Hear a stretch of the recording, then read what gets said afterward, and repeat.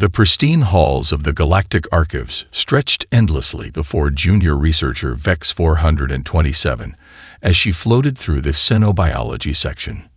Her luminescent appendages pulsed with excitement as she accessed the latest classification files. Standard procedure dictated regular reviews of all surveyed worlds, but this particular file caught her attention with its unusual markings. Environmental hazard, maximum. Indigenous species survival rating. Paradoxical. The preliminary notes made little sense. As she delved deeper into the file, her natural bioluminescence shifted from curious green to alarmed purple. The first survey team's report appeared incomplete. The second team's data showed significant equipment failures. The third team had requested immediate evacuation. Yet none of these incidents involved hostile action from the indigenous species. Instead, the reports focused on the planet itself. Survey Team Lead Report, Cycle 7249. Our protective equipment continues to degrade at unprecedented rates. The atmospheric composition alone would be lethal to most council species, yet the inhabitants breathe it naturally. They appear to have evolved in conditions that our most advanced environmental suits can barely withstand. Vex 427 expanded the atmospheric analysis. The oxygen levels would be considered explosive on most civilized worlds. The gravitational forces would crush standard colonial structures.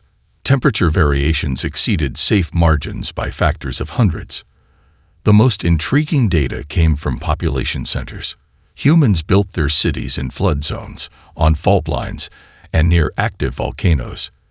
They thrived in regions that experienced regular hurricanes and tornadoes.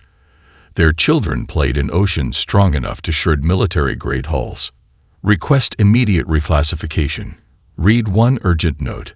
This world defies standard categories. The indigenous species has adapted to conditions that would be lethal to 99.8% of known spacefaring civilizations. As Vex 427 compiled the data for the Council, she found herself adding personal observations. The humans didn't just survive these conditions, they appeared to enjoy them. Images showed them deliberately seeking out extreme environments for what they called recreation. The Classification Council convened within a standard rotation. Representatives from 57 spacefaring species gathered to review the evidence. The chamber hummed with concerned vibrations as Vex 427 presented her findings. The planet designated as Earth presents unique challenges to our classification system, she began. The indigenous species has developed in conditions we would normally consider unsurvivable. They maintain complex civilization despite regular natural disasters that would devastate most worlds. The Council's primary speaker interrupted, their crystalline form shimmering with concern. You suggest these conditions are natural, not artificial weapons or defenses. Correct, primary speaker. Earth's conditions predate human civilization. They evolved alongside these hazards.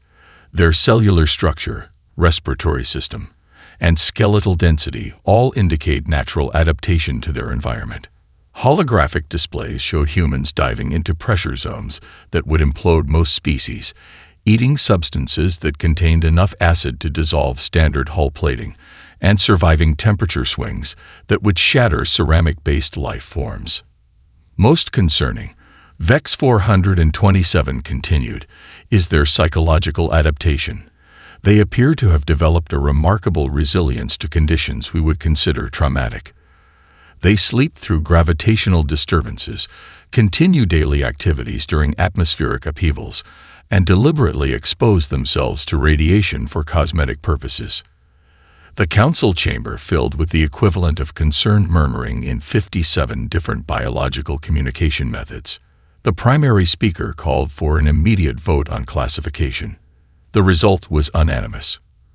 Earth would receive the first-ever Class X designation, marking it as the most hazardous naturally occurring world ever discovered to support intelligent life. As the Council dispersed, Vex 427 added one final note to the official record. Standard warning beacons recommended not to protect the galaxy from humanity, but to protect the galaxy from their world. The truly remarkable aspect is not that Earth is dangerous, but that humans consider it home. She paused, then added, "Personal observation. Perhaps we should be grateful. Any species that considers such conditions comfortable will likely make excellent emergency responders for the rest of us." The file was sealed with the highest warning classification ever issued by the Galactic Council.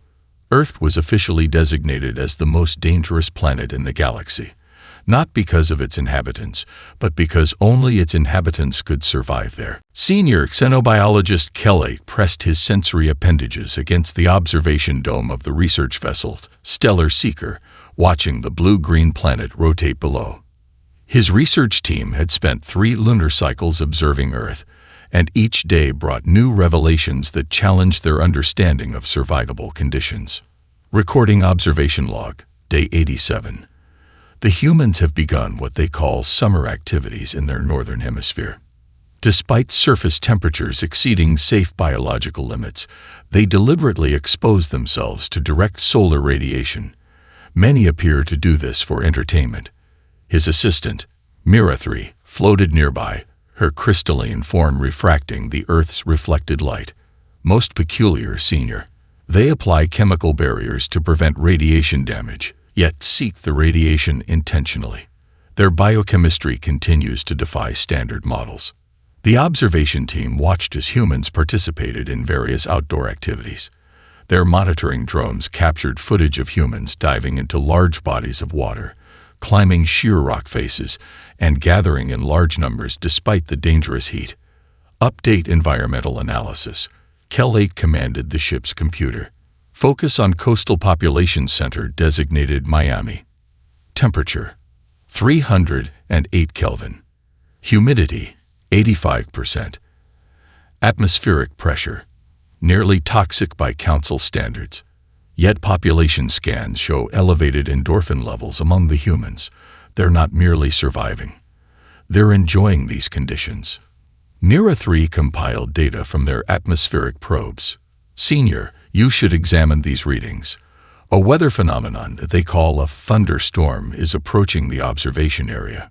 The electrical discharge levels would disable most technological civilizations. They watched in amazement as the humans below simply opened portable force field devices, which they called umbrellas, and continued their activities. Children splashed in the electrically charged rain, their laughter picked up by the sensitive monitoring equipment. Note for the Xenobiology Council, Kel 8 dictated.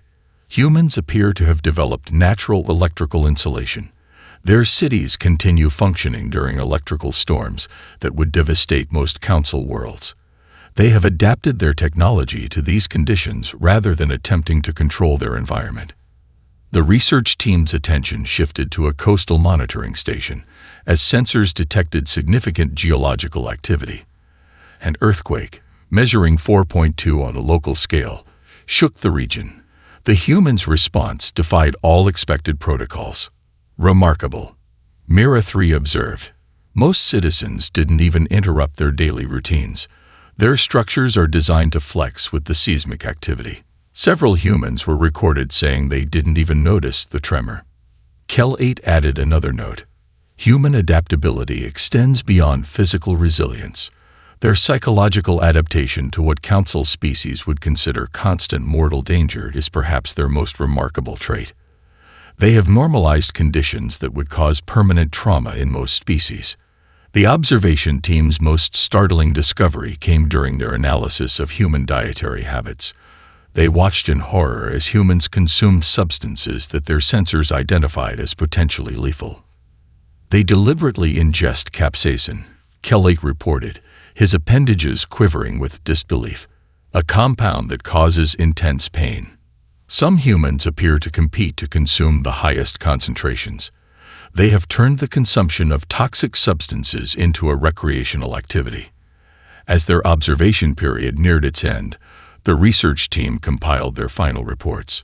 The data painted a picture of a species that hadn't merely survived in extreme conditions. They had turned those conditions into advantages.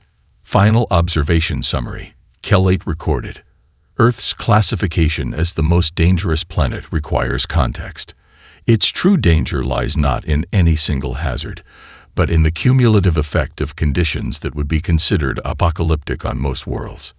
The human's casual relationship with these hazards suggests evolutionary adaptation beyond anything in our existing databases. Mira 3 added her own conclusion. The human's most impressive adaptation appears to be their ability to find joy in conditions that would terrify other species. They don't endure their world, they embrace it. As the Stellar Seeker prepared to break orbit, Kel-8 made one final log entry. Recommend immediate revision of first contact protocols. Any species that considers these conditions normal must be approached with appropriate precautions, not because they are dangerous, but because our own fragility might amuse them. The observation team departed Earth's orbit, leaving behind monitoring satellites and a new appreciation for the remarkable adaptability of life. Their mission had begun as a study of the galaxy's most dangerous planet. It ended as a testament to the incredible resilience of its inhabitants. The observation deck of Stellar Vista Station buzzed with excited chatter as another group of interstellar tourists pressed against the reinforced viewing windows. The Earth hung below them like a glittering marble wrapped in swirling white clouds, simultaneously beautiful and terrifying to the assembled aliens. Tour guide Sarah Chen smiled as she watched her guests' reactions. After 6 months of working on the station, she had grown accustomed to their mix of fascination and horror. She activated her universal translator and cleared her throat. Welcome to Earth Observation Tour Group Delta. Today we'll be viewing what many consider the most extreme inhabited planet in known space. Please note that all viewing windows are equipped with protective filters to prevent radiation exposure from Earth's aggressive sun. A gelatinous being raised a sensory stalk. Is it true that humans spend time directly under that solar radiation? Absolutely, Sarah replied, pulling up a holographic display of a beach scene. We call it sunbathing. Many humans consider it relaxing. We do recommend using sunscreen though. She held up a small bottle of SPF 30, causing several visitors to recoil. The station's gift shop had become legendary across 3 spiral arms of the galaxy. Tourists could purchase sealed containers of genuine Earth water, complete with microscopic life forms that would be considered an ecological disaster on most worlds. Simple pressure gauges from Earth's surface were sold as exotic instruments, capable of measuring what most species considered crushing atmospheric pressure. The most popular attraction was the daily demonstration in the station's Earth Normal Chamber. Sarah's colleague, Marcus Rodriguez, was currently putting on his usual show. Through the chamber's windows, the tourists watched in amazement as he casually moved around in gravity that would cripple most of them. And now, Marcus announced, reaching into a cooler, I'll demonstrate a typical Earth refreshment.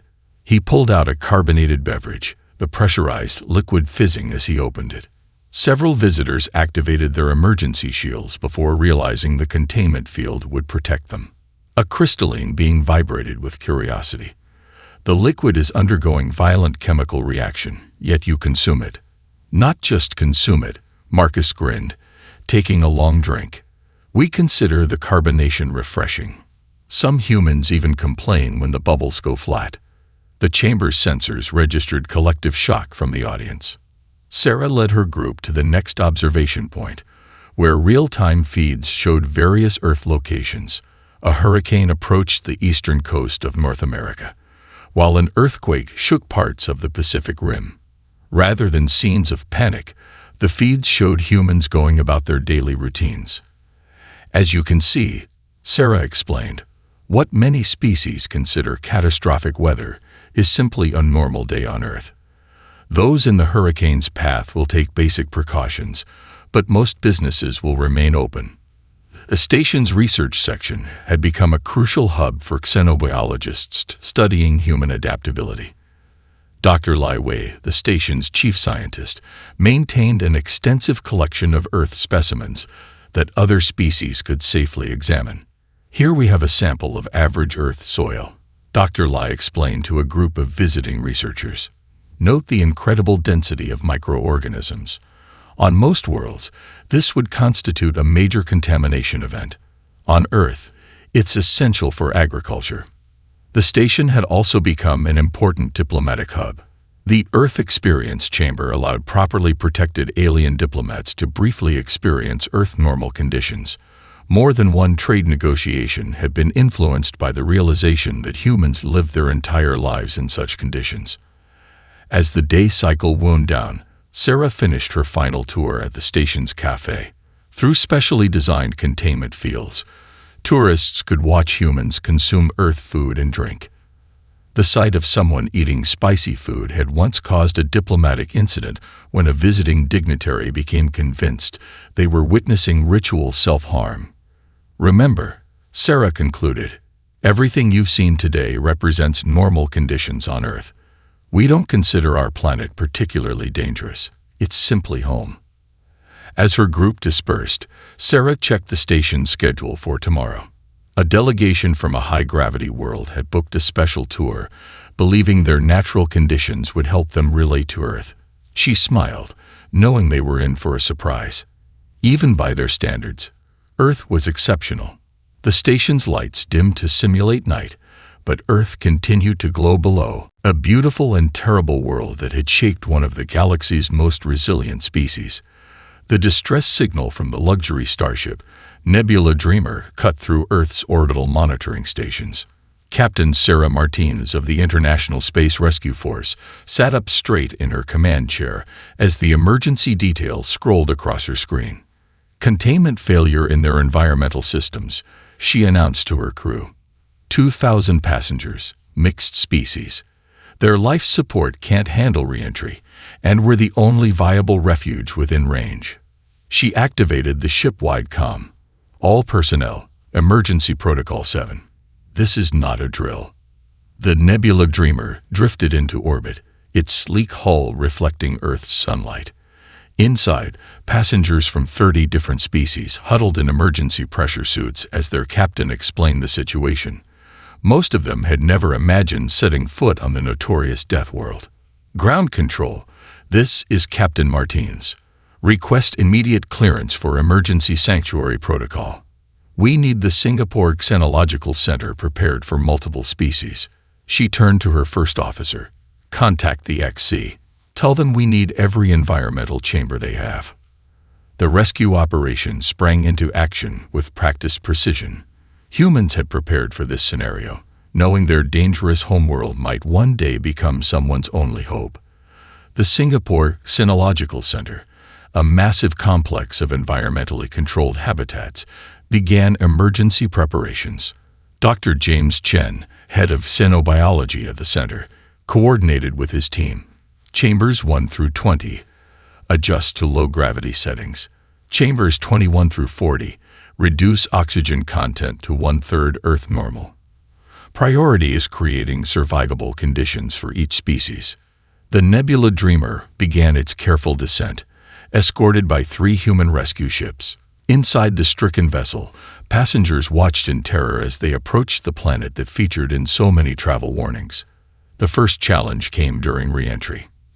Despite the best inertial dampeners, Earth's gravity pulled at the ship more strongly than most passengers had ever experienced. Medical teams stood ready, administering anti-gravity supplements to the most affected species. Attention all passengers, the ship's AI announced.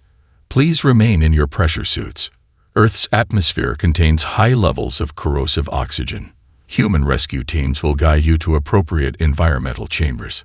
The landing itself proved smooth, a testament to human engineering and experience.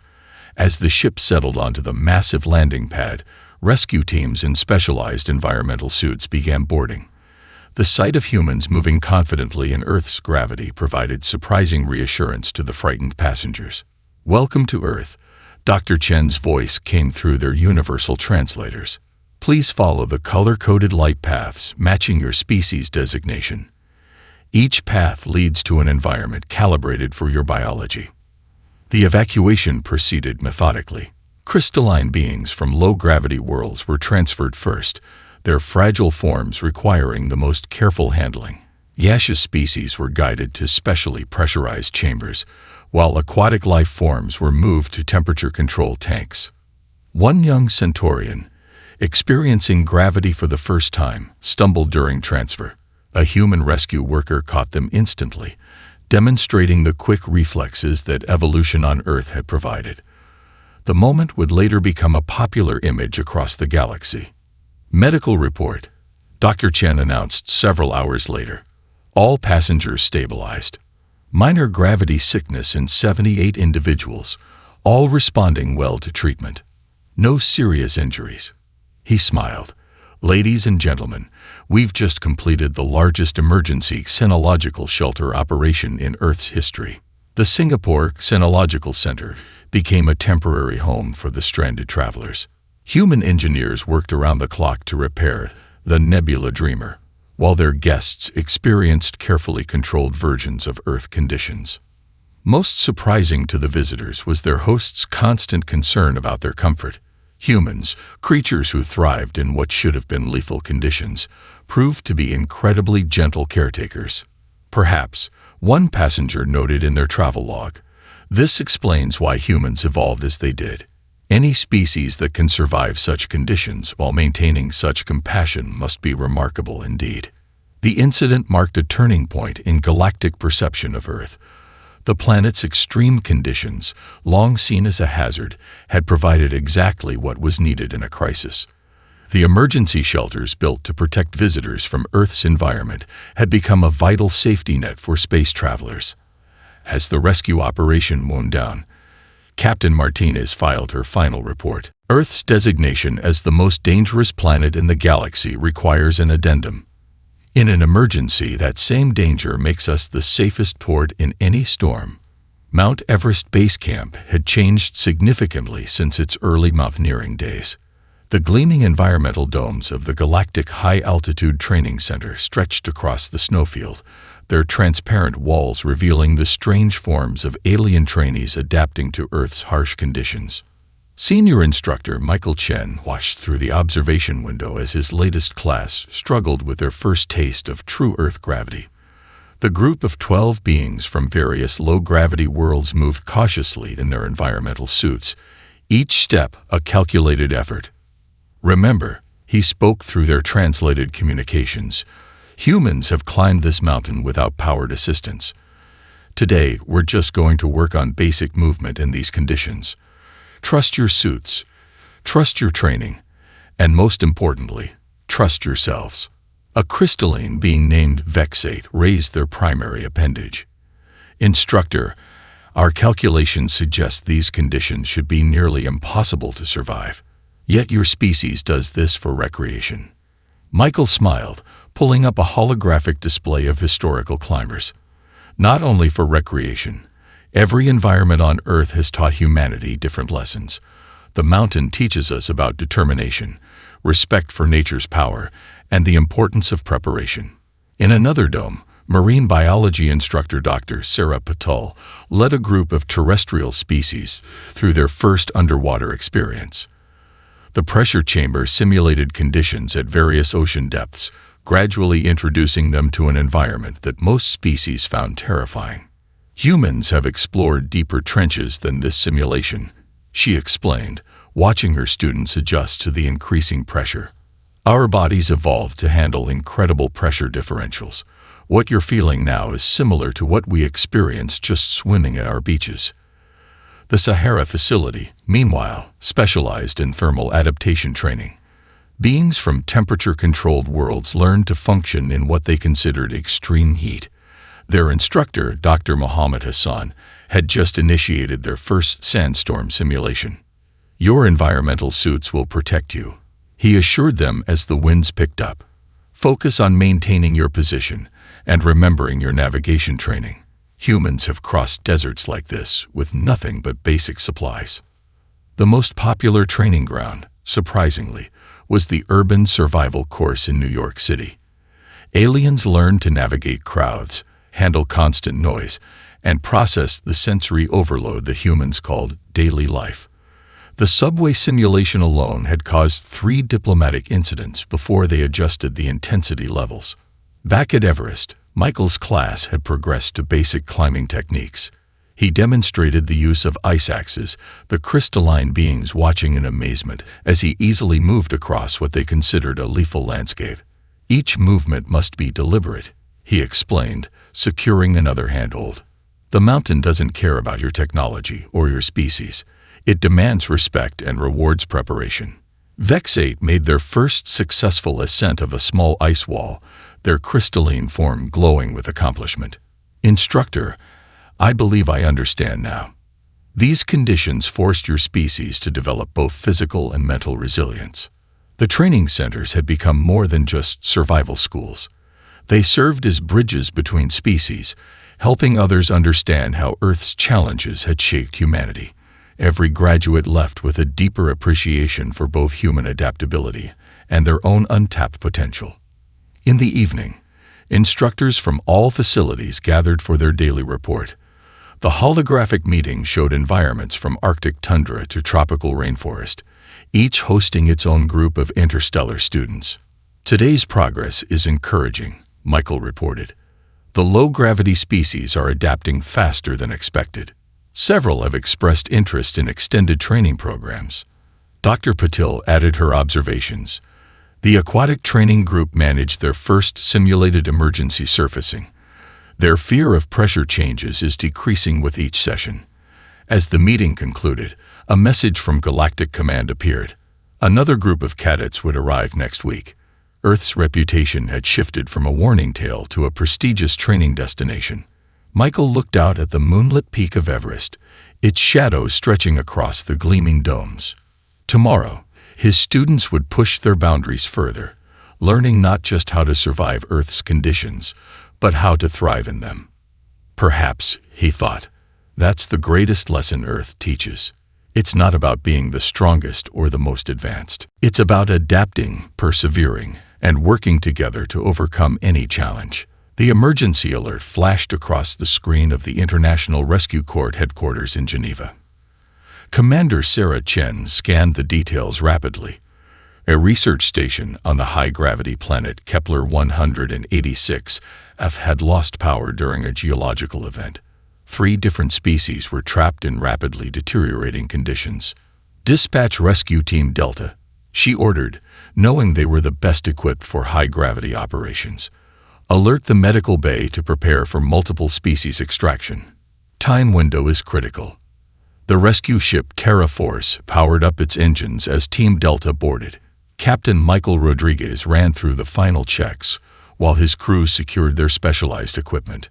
Earth-adapted humans were the only ones who could operate effectively in Kepler 186F's punishing gravity. Mission parameters updated. The ship's AI announced. Local gravity at rescue site, 2.3 Earth standard.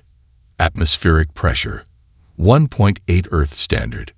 Temperature, 318 Kelvin. Lieutenant Jessica Park, the team's medical specialist, reviewed the trapped species' biological data. 3 Centaurians, 2 Proxians, and 1 Rigelian. Their environmental suits will fail within 6 hours. The Terra Force broke orbit, its advanced engines pushing through space at maximum safe speed. Inside, the rescue team prepared their equipment. Their specialized suits, designed for Earth's most extreme environments, would give them an edge in Kepler's conditions.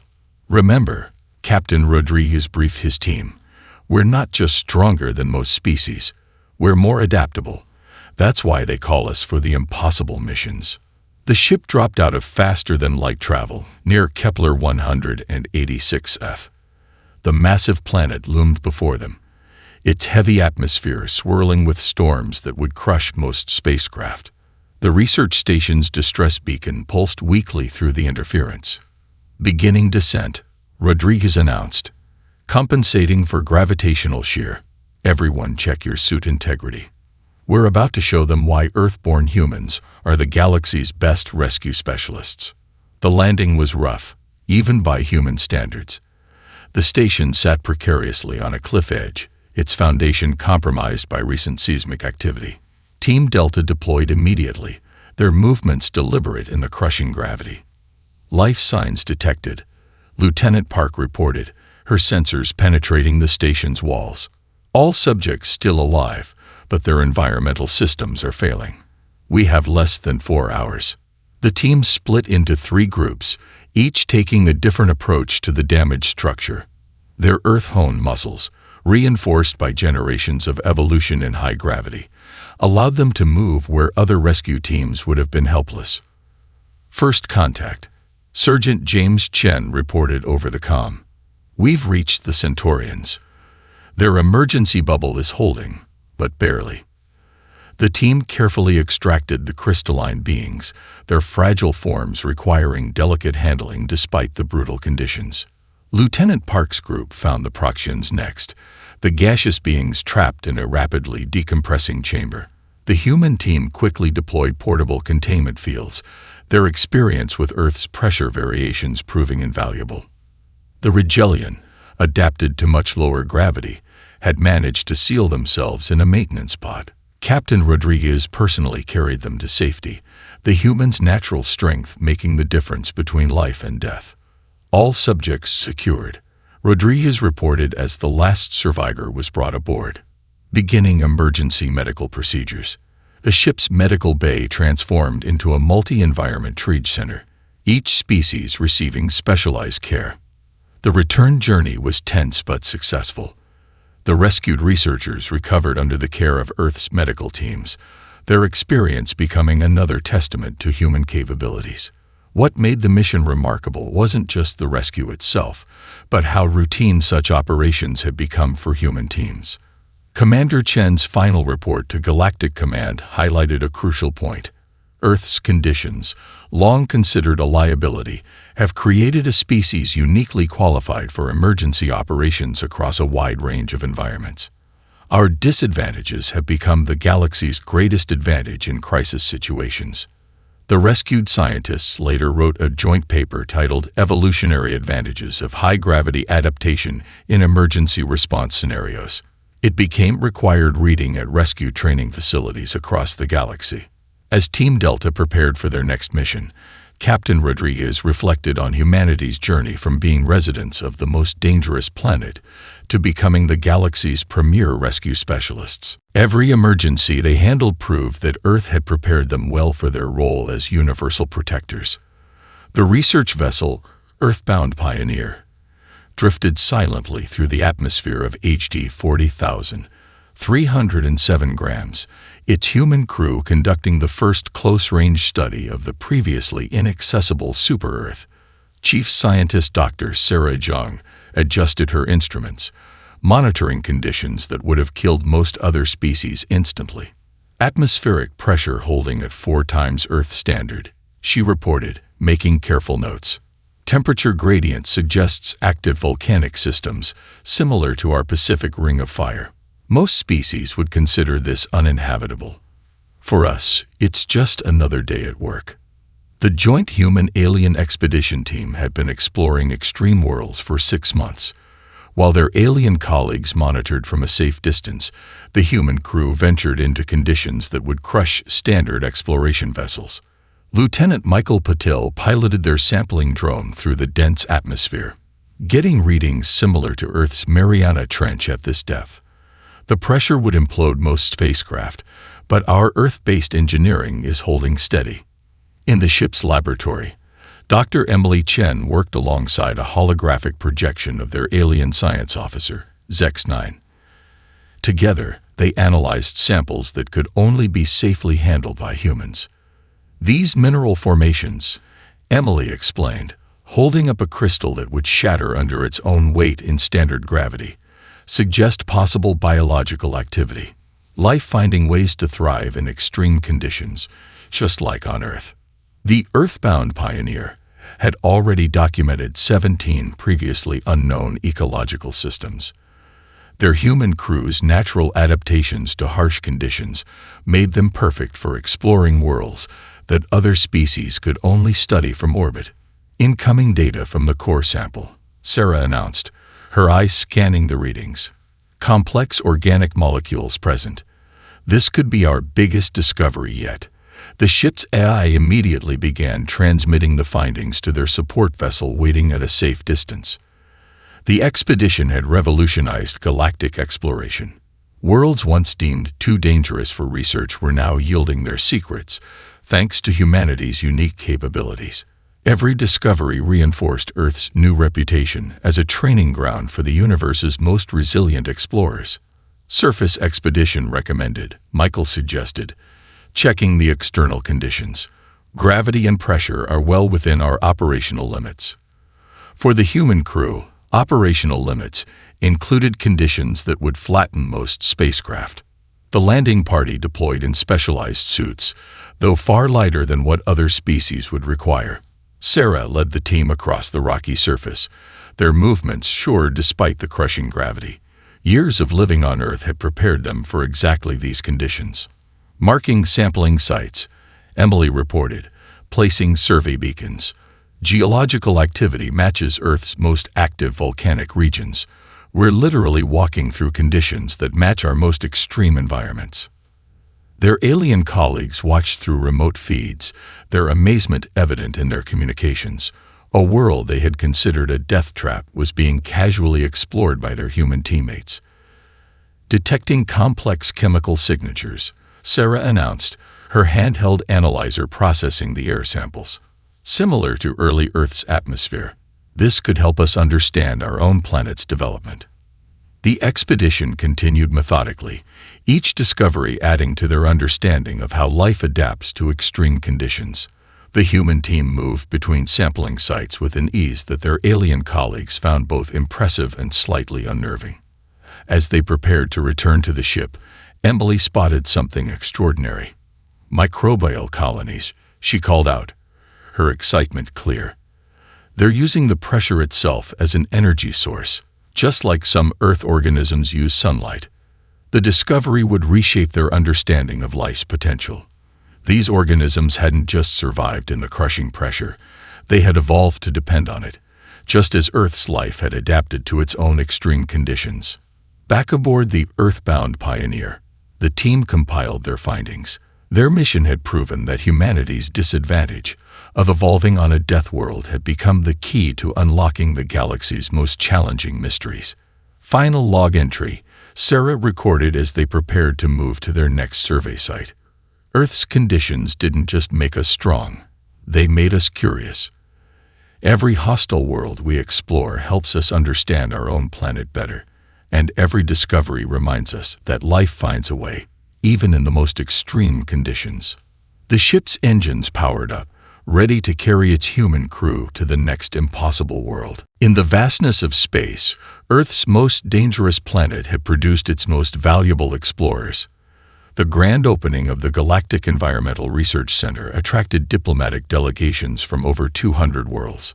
Located in the heart of the Himalayas, the massive complex represented humanity's journey from isolation to becoming the galaxy's premier experts in extreme environment adaptation.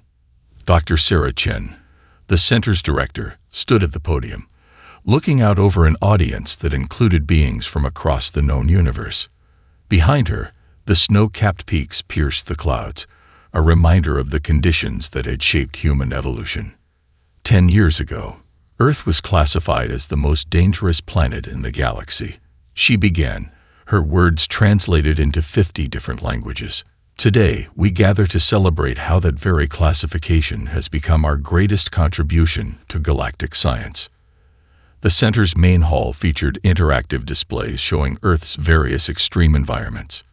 Alien visitors watched in fascination as real-time feeds showed humans surfing massive waves, climbing active volcanoes, and diving into deep ocean trenches. Each challenge our planet presented, Sarah continued, forced us to adapt, to innovate, and ultimately to thrive.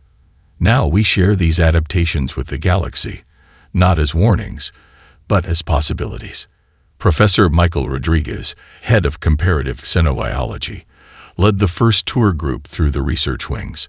Here we study how Earth's various species have adapted to extreme conditions.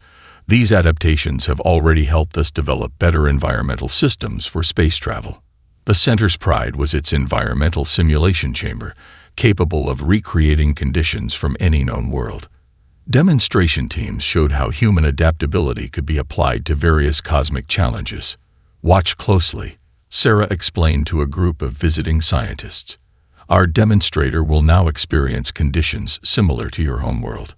The chamber's gravity increased to 3 times Earth normal, yet the human inside continued to move with relative ease. Research teams from across the galaxy had already begun collaborative projects. In one laboratory, human scientists worked alongside crystalline beings from low-gravity worlds, combining their unique perspectives to solve environmental challenges.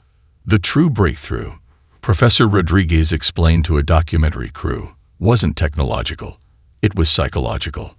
Understanding how humans maintain mental resilience in extreme conditions has helped other species overcome their own environmental limitations. The center's training facility had become legendary. Species from gentle worlds came to learn from those who called the most dangerous planet home. Human instructors taught techniques developed over generations of surviving Earth's challenges. Your environmental suits, a training instructor explained to a new class, are not just protection. They're tools for exploration. Humans learned to swim before we built boats, to climb before we built elevators. Understanding our environment made us stronger. In the medical wing, Dr. Emily Park supervised research into human adaptability.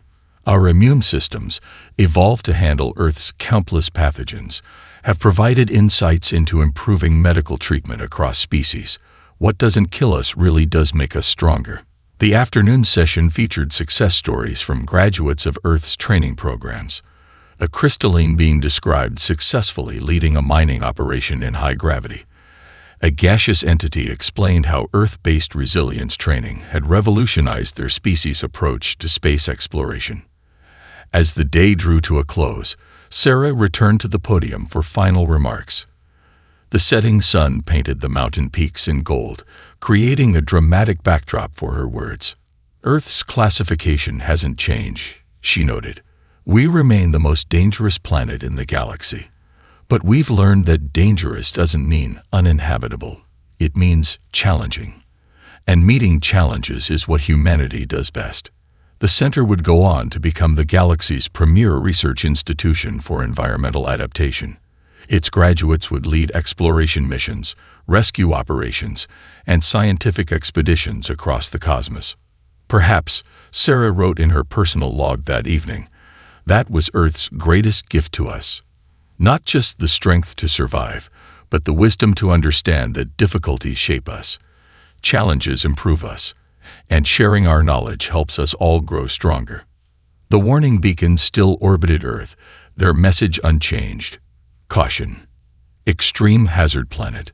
But now they carried a second message. Home of the Galactic Environmental Research Center, where danger becomes opportunity. Earth had completed its journey from galactic curiosity to universal teacher.